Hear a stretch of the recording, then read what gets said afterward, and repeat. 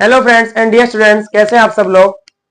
I hope आप सभी अच्छे होंगे। मैं नईम सैफी आपका स्वागत करता हूं अपने यूट्यूब चैनल एनएस क्लासेस पर, जहां मैं आपको 12th क्लास की फिजिक्स पढ़ाता हूं। चलिए तो आज की क्लास शुरू करते हैं। जो स्टूडेंट्स हमारे चैनल पर न्यू है, चैनल को सब्सक्राइब करें, लाइक करें एंड शेयर करें। चलिए आज की टॉपिक शुरू करते हैं। आज हमारा चैप्टर जो चल रहा था, चैप्टर नंबर 2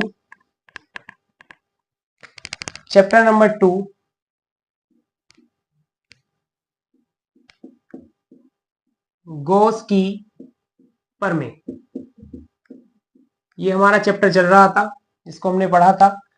और थोड़ी सी स्टूडेंट्स मेरी तबीयत ठीक नहीं थी तो मैं क्लास नहीं ले पाया था, तो अब कंटिन्यू क्लास हो गई आपकी। चलते हैं तो आगे बढ़ते हैं उस क्लास के लिए। हमारा नेक्स्ट टॉपिक रहेगा, हमने गॉस की प्रमेय डिस्कस की थी, अब उसके अनुप्रयोग डिस्कस करेंगे। हेडिंग है गॉस की प्रमेय के अनुप्रयोग। गॉस की प्रमेय के अनुप्रयोग, ये हेडिंग है। तो सबसे पहले जो अनुप्रयोग हम पढ़ेंगे वो पहला पढ़ेंगे अनुप्रयोग, अनंत लंबाई के सीधे आवेशित तार, सीधे आवेशित तार के निकट विद्युत क्षेत्र की तीव्रता। ये पहली हेडिंग, ये गॉस की प्रमेय का पहला अनुप्रयोग है। अनंत लंबाई के सीधे आवेशित तार के निकट विद्युत क्षेत्र की तीव्रता का व्यंजक दीजिए। तो अनंत लंबाई का सीधा तार है, इस पर कोई आवेश फैला हो, आवेशित तार है, उसके निकट निकालनी है विद्युत क्षेत्र की तीव्रता। तो हम डायग्राम बना लेते हैं। यहाँ पे ये हमने मान लिया एक अनंत लंबाई का सीधा तार है, ये मान लिया ये अनंत लंबाई का है। इस तार पर प्लस आवेश फैला हुआ है।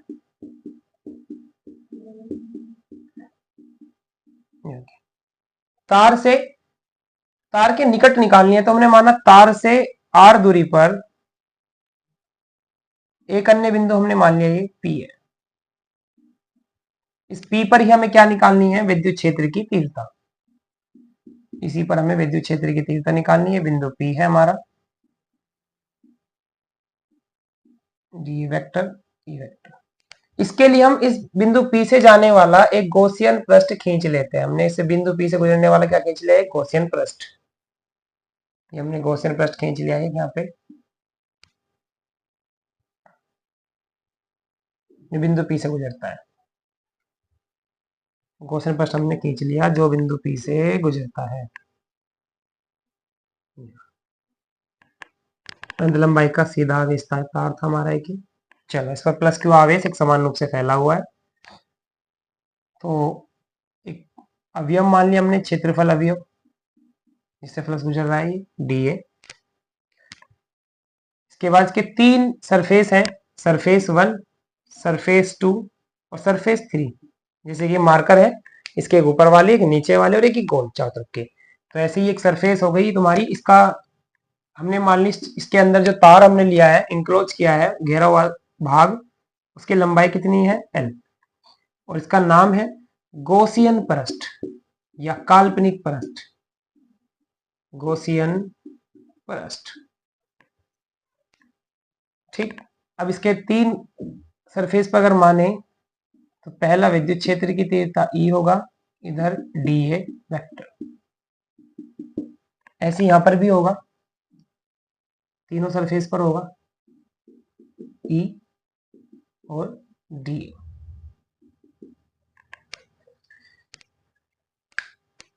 ये हमने एक डायग्राम बना लिया, एक सीधा तार लिया, तार से दूरी पर अन्य बिंदु पी है जिस पर हमें विद्युत क्षेत्र की तीव्रता निकालनी है निकट। इसके लिए हम क्या करते हैं, गॉसियन पृष्ठ खींचते हैं जो बिंदु पी से होकर जाता है। तो सबसे पहले आपने देखा इसके अंदर किसी तार पर आवेश फैला हुआ है, आवेश प्लस आवेश।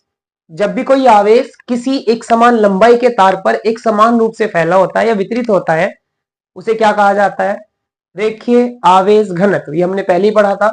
तो सबसे पहले यहां पर तार के अंदर कोई आवेश फैला हुआ है, यहां पर जो रेखीय आवेश घनत्व है, रेखीय आवेश घनत्व, रेखीय आवेश घनत्व तो बोलते हैं लैम्डा, किसके बराबर होता है, Q/L। यानी जो आवेश है किस पर फैला है, तार की लंबाई पर। तो उसकी डेफिनेशन क्या होगी, माना एक अनंत लंबाई का तार जिस पर प्लस क्यू आवेश एक समान रूप से फैला है, तार से r दूरी पर एक अन्य बिंदु P है जिस पर विद्युत क्षेत्र की तीव्रता ज्ञात करनी है। इसके लिए हम बिंदु P से गुजरने वाला एक गॉसियन पृष्ठ खींच लेते हैं। किसके लिए हमने खींचा, ये तीव्रता ज्ञात करने के लिए। तब इसके तीन सरफेस हमारे सामने है, पृष्ठ 1, पृष्ठ 2, पृष्ठ 3। तो इसके पृष्ठों से गुजरने वाला विद्युत फ्लक्स कितना होगा। तब क्या करेंगे हम यहाँ पे, तब क्षेत्रफल अवयव, अब लिखो, अब क्षेत्रफल अवयव DA से गुजरने वाला वैद्युत फ्लक्स, अगर वैद्युत फ्लक्स का मान निकालें तो हमने विद्युत फ्लक्स पढ़ा था, फॉर्मूला क्या था, फाई ई बराबर E into D A, D phi बराबर E into D A cos theta, और इसमें एंगल तुम्हारा 180 होगा। तो थीटा का मान नहीं रख सकते, हम ऐसे रख सकते हैं, कोई दिक्कत नहीं है। अब इसका हम क्या करते हैं, दोनों पक्षों का समाकलन कर देते हैं। इसमें दोनों पक्षों का समाकलन, दोनों पक्षों का समाकलन करो, समाकलन, समाकलन डी फाई ई, समाकलन इसका E इंटू डी ए। तो E का समाकलन तो नहीं होगा, इसका D हट जाएगा, तो क्या आएगा समाकलन इसका, फाई ई। इसका E आ जाएगा बाहर, समाकलन DA। DA क्या है, एरिया, किसका एरिया, इस गॉसियन पृष्ठ का एरिया। अब गॉसियन पृष्ठ कैसा है, बेलन का पृष्ठ, यानी बेलन बना हुआ है। कि 10th में आपने पढ़ा होगा बेलन का क्षेत्रफल। तो यह लिख देना, चूंकि DA बराबर बेलन का क्षेत्रफल, बेलन का क्षेत्रफल, तो बेलन का क्षेत्रफल क्या होता है भाई, बेलन का क्षेत्रफल होता है 2πr/h। लेकिन यहाँ हाइट तो है ही नहीं, यहाँ पर हाइट की जगह पे क्या है, L। तो कितना आ जाएगा, 2πr/L। तो ये वैल्यू आप यहां रख सकते हो इसमें, पहले इसको कर लीजिए, आगे देखते हैं फिर इसको। कर देते हैं क्या हुआ, आगे देखो यहां से। अब इसका समाकलन वहां से करोगे आप, तो कितना आएगा, फाई ई का ई, डी का वैल्यू आ जाएगा 2πr/L। इक्वेशन नंबर इसको फर्स्ट मान लीजिएगा, या आप इसको फर्स्ट मान लो और इसको मान लीजिएगा सेकंड। अब ये किसका अनुप्रयोग हम पढ़ रहे हैं, गॉस की प्रमेय का। तो गॉस की प्रमेय से या गॉस के नियम से, गॉस के नियम से। अब गॉस का नियम था क्या, फाई ई बराबर Q अपॉन एप्सिलॉन नॉट, किसकी वैल्यू है, फाई ई की। इक्वेशन नंबर 2 में रख दो, समीकरण 2 में रखने पर, 2 में रख दो इसको, जहां पर फाई ई है वहां पर Q/एप्सिलॉन नॉट रख दो। तो कितना आ जाएगा, Q/एप्सिलॉन नॉट E इंटू 2πr/L। हमें चाहिए किसकी वैल्यू, विद्युत क्षेत्र की तीव्रता चाहिए थी हमें, तो E तो चाहिए हमें, तो ये मल्टीप्लाई करा तो क्या करेगा, डिवाइड। तो E बराबर कितना आएगा, Q/एप्सिलॉन नॉट इंटू 2πr/L। अगर मैं इसको ऐसे लिख लूं, E इंटू 1/2π/एप्सिलॉन नॉट R/L, और इंटू में लिख लिया मैंने Q अलग। तो ये जो हमारा Q/L है, इसकी वैल्यू कितनी आ जाएगी भाई, Q/L, और नीचे 2πr मैंने 3 से लिख लिया इसको। Q/L किसकी वैल्यू, यानी Q/L किसके बराबर है, लैम्डा के। तो इसकी वैल्यू कितना आ जाएगा, लैम्डा। तो E बराबर आ जाएगा 1/2π/एप्सिलॉन नॉट R, और ऊपर आ जाएगा मल्टीप्लाई में लैम्डा के, मल्टीप्लाई में करो कितना आएगा, E बराबर लैम्डा अपॉन 2π/एप्सिलॉन नॉट R। ये आ गया आपका फॉर्मूला, कर लीजिए भाई। हमने सबसे पहले यहां से इसका डीए का क्या करा समाकलन, तो कितना आया 2 पाई आर एल, 2 पाई आर लग दिया हमने, गॉस के नियम से लगाया तो फाई का मान क्यू बटे एप्सिलॉन नॉट, ये वैल्यू हमने यहाँ पर रख दी। तो ये हमें ई निकालना था, ये भाग से गुना से कहा गया भाग में, डिवाइड में, यानी इसके अपोन में आ जाएगा, मल्टीप्लाई में, ये आ गया। अब हमने क्यू और एल को इकट्ठा करा, क्यू और एल किसके बराबर है, लैम्डा के, तो हमने यहाँ पे रख दिया लैम्डा, तो लैम्डा कम lambda 2 pi epsilon nought r. ये इसको और आगे बढ़ाना चाहते हो तो 2 की मल्टीप्लाई ऊपर कर दो और 2 की नीचे, क्योंकि क्यों, तो क्या बन जाएगा देखना, ये 2 के ऊपर करोगे बनेगा 2 लैम्डा, नीचे करोगे 2 दूनी 4, 4 पाई एप्सिलॉन नॉट आर। इसको थोड़ा सा और अलग लिखोगे करके तो ये बनेगा 1/4 पाई एप्सिलॉन नॉट 2 लैम्डा बटे आर। इस तरह का फॉर्मूला भी ये बन सकता है। चलिए तो आगे देखते हैं नेक्स्ट टॉपिक।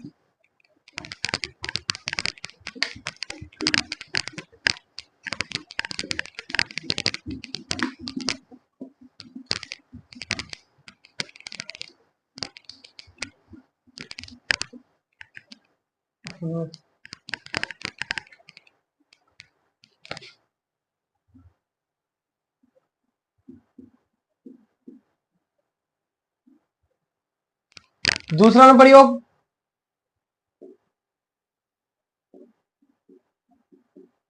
अनंत विस्तार की समतल आवेशित चादर, समतल आवेशित चादर के निकट विद्युत क्षेत्र की तीव्रता, विद्युत क्षेत्र की तीव्रता, ये हम पढ़ेंगे। अनंत विस्तार की समतल आवेशित चादर के निकट विद्युत क्षेत्र की तीव्रता, तो चादर बना लेते हैं यहां पर,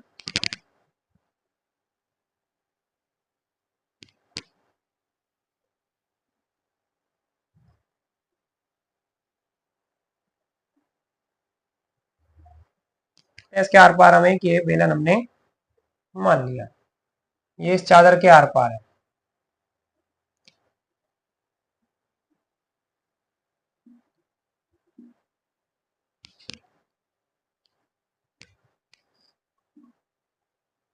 आर पार इसका एरिया ए है और आर दूरी पर है हमसे, एक अन्य बिंदु, एक मान लिया बिंदु पी, इस पर निकालनी है विद्युत क्षेत्र की तीव्रता, क्षेत्रफल डीए। ऐसे इधर इसके इधर है बिंदु पी डैश, इसके सममित बिंदु है, बिल्कुल ये समान है, इसके सिमेट्रिक है, इस पर भी क्या निकालना है ई, इधर, और इस चादर पर फैला है प्लस आवेश, प्लस क्यू।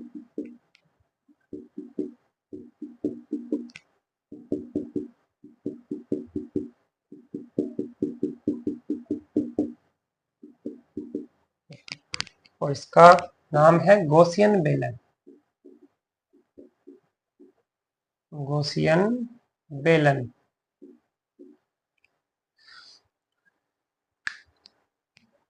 अनंत विस्तार की समतल आवेशित चादर, ये एक चादर है और इस पर एक आवेश एक समान रूप से फैला हुआ है, इसके निकट यानी आर दूरी पर एक बिंदु पी है जिस पर विद्युत क्षेत्र की तीव्रता ज्ञात करनी है। तो उसके डेफिनेशन क्या, इसके बारे में थ्योरी क्या होगी कि माना एक अनंत विस्तार की समतल चादर जिस पर प्लस क्यू आवेश एक समान रूप से फैला है। जब कोई आवेश किसी चादर पर एक समान रूप से फैलता है उसे हम कहते हैं पृष्ठीय आवेश घनत्व, पृष्ठीय आवेश घनत्व। कितना होगा पृष्ठीय आवेश घनत्व को बोलते हैं सिग्मा बराबर क्यू अपॉन ए। इक्वेशन नंबर इसको फर्स्ट मान लेंगे, उसमें किस पे फैला था तार पर, इस पे फैल गया पृष्ठ पर। अब चादर से या पृष्ठ से आर दूरी पर एक अन्य बिंदु पी है जिस पर विद्युत क्षेत्र की तीव्रता ज्ञात करनी है।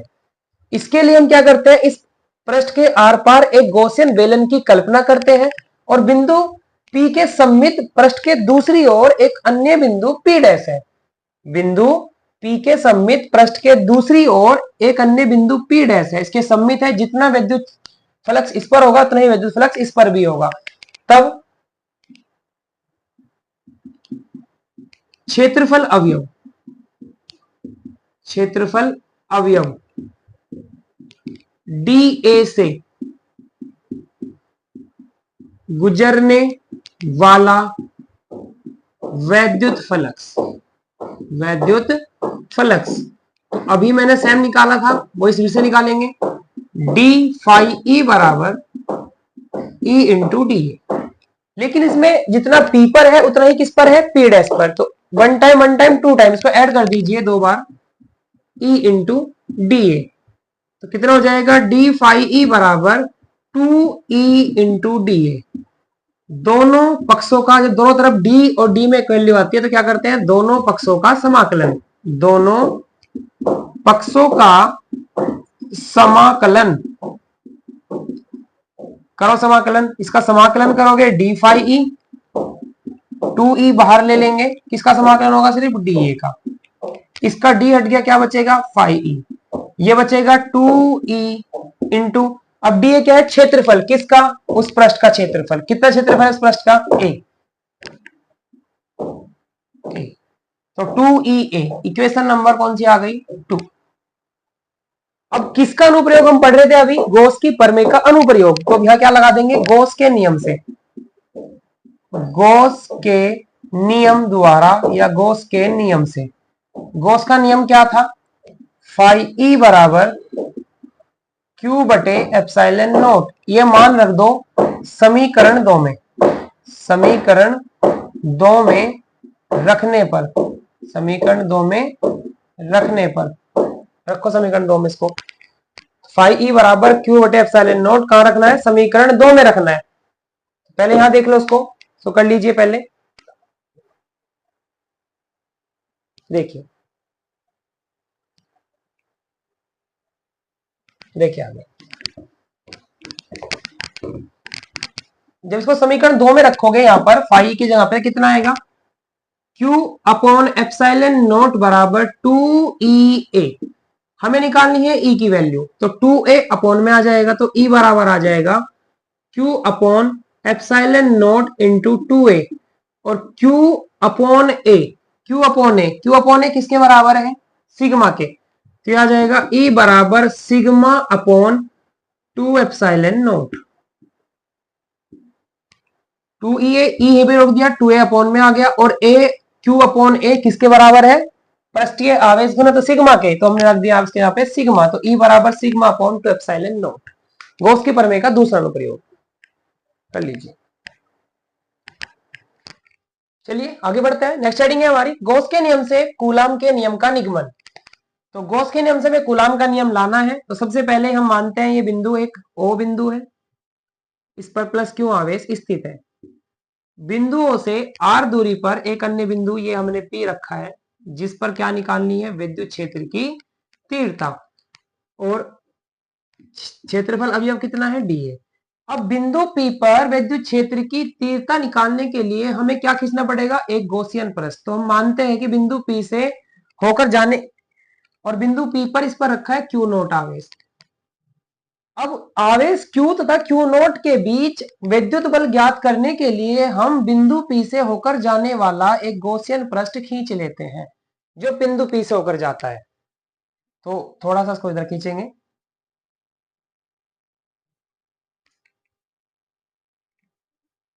ये बिंदु P से जाने वाला क्या खींचा हमने, एक गॉसियन पृष्ठ, क्यों खींचा हमने इसको, आवेश Q तथा Q नोट के बीच विद्युत बल ज्ञात करने के लिए, और ये कैसा पृष्ठ है, गॉसियन पृष्ठ, गॉसियन पृष्ठ। ये क्यों खींचा हमने, आवेश Q तथा Q नोट के बीच विद्युत बल ज्ञात करने के लिए, तो थ्योरी क्या होगी, माना एक बिंदु O जिस पर प्लस Q आवेश स्थित है, बिंदु O से R दूरी पर अन्य बिंदु P है जिस पर Q नोट आवेश स्थित है, आवेश Q तथा Q नोट के बीच विद्युत बल ज्ञात करने के लिए बिंदु P से होकर जाने वाला क्या खींचते हैं, गॉसियन पृष्ठ खींच लेते हैं, तब जो हमारा विद्युत क्षेत्र E है और क्षेत्रफल अवयव dA जो है हमारा है, दोनों किस दिशा में होंगे, एक ही दिशा में है, आप देख सकते हो, तो देखो तब क्षेत्रफल अवयव, अब यहां क्षेत्रफल अवयव बना देंगे हम, ये सबसे पहले निकालेंगे, विद्युत क्षेत्र E, विद्युत क्षेत्र E तथा क्षेत्रफल अवयव dA दोनों समान दिशा में है, तब क्षेत्रफल अवयव dA से गुजरने वाला वैद्युत फ्लक्स क्या होगा? विद्युत फ्लक्स डी फाई ई बराबर ई इंटू डी ए। अभी हम ये करते आ रहे हैं पीछे से, तो अब क्या करेंगे? इसका दोनों पक्षों का समाकलन करेंगे। दोनों पक्षों का समाकलन, दोनों पक्षों का समाकलन करो। समाकलन, समाकलन डी फाई ई बाहर ले लेंगे, समाकलन डी ए, इसका डी हट जाएगा तो कितना आएगा? फाई ई इंटू, अब डी ए क्या है? क्षेत्रफल किसका? इस गोले का क्षेत्रफल। और गोले का क्षेत्रफल क्या होता है? यहां लिख लेंगे साइड में, चूंकि गोले का क्षेत्रफल, गोले का क्षेत्रफल कितना होता है? डीए बराबर 4 pi are square, 4 pi are square, ये मान यहां पे रख दो आप, 4 pi are square. Equation number मान लेंगे फर्स्ट। अब ये किसके नियम से लाना है? गॉस के नियम से लाना है। तो अब देखो इधर, इसको रफ कर सकता हूं।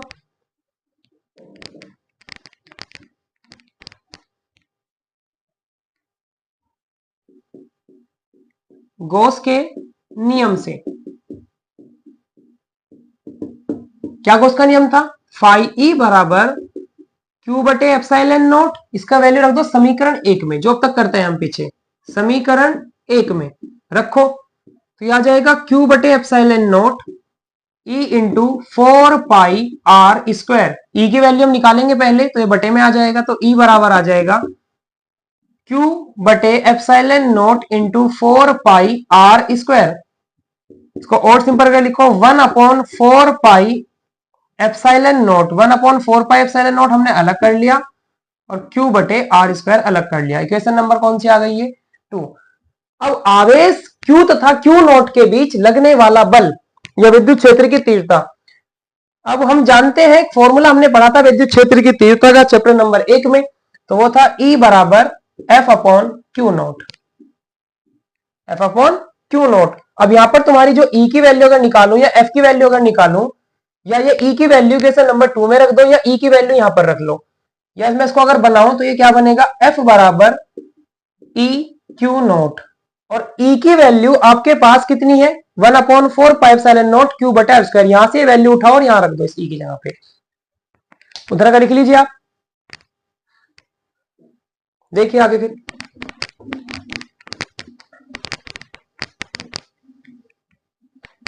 अब यहां से ये E की वैल्यू उठाओ, इसको यहां पे रखोगे तो कितना आएगा? F बराबर E की value 1/4 pi epsilon naught Q बटे R square into Q naught. मिला के लिखो इसको, तो F बराबर ही आएगा 1/4 pi epsilon naught Q not बटे आर स्क्वायर। यही तुम्हारा कूलाम का नियम है। कर लीजिए इसको।